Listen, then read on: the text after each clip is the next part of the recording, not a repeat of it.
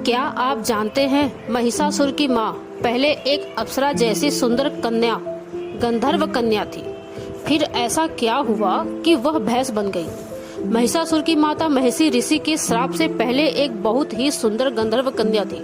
सुंदरता में वह अप्सराओं को भी मात देती थी। एक बार वह गंधर्व कन्या अपनी सहेलियों के साथ एक तालाब में अटखेलियां कर रही थी। वे सब हंसते हुए एक दूसरे पर पानी उछाल रही थी। उसी समय उसकी नजर तालाब के किनारे बैठे एक ऋषि पर पड़ी जो गहरी ध्यान मुद्रा में तपस्या कर रहे थे। गंधर्व कन्या के मन में शरारती सुझाव। वह चुपके से ऋषि के पास गई और अपनी सहेलियों के साथ जानबूझकर कीचड़ मिला पानी उछालने लगी।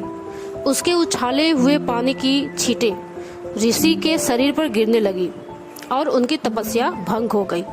ऋषि क्रोधित हो उठे। उन्होंने कहा, हे गंधर्व कन्या, तूने इस पवित्र जल को कीचड़ से भर दिया है।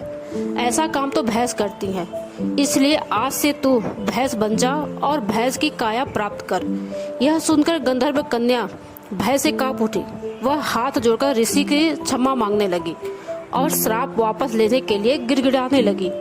ऋषि को उस पर दया आ गई। उन्होंने कहा, मेरा श्राप झूठा नहीं हो सकता, लेकिन दिन के समय तू पूर्ण रूप से भैंस रहेगी और रात के समय आधी नारी और आधी भैंस बन जाएगी।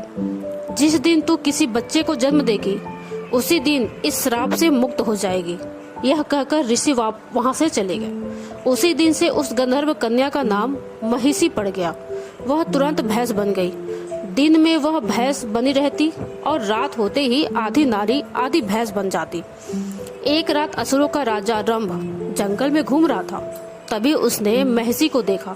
वह आधी नारी और आधी भैंस के रूप में थी।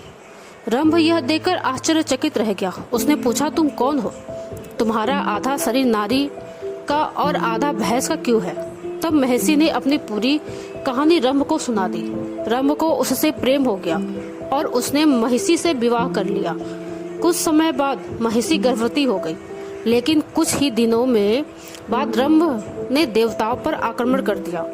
उस भयानक युद्ध में रंभ मारा गया। जब महिषी को यह पता चला तो वह रंभ के शव के पास बैठकर विलाप करने लगी। उसी विलाप के समय उसने एक बच्चे को जन्म दिया। उस बच्चे का आधा शरीर भैंस का था और आधा शरीर असुर का था। इसी कारण उसका नाम महिषासुर। महिषासुर जब चाहे पूर्ण असुर बन जाता था और जब चाहे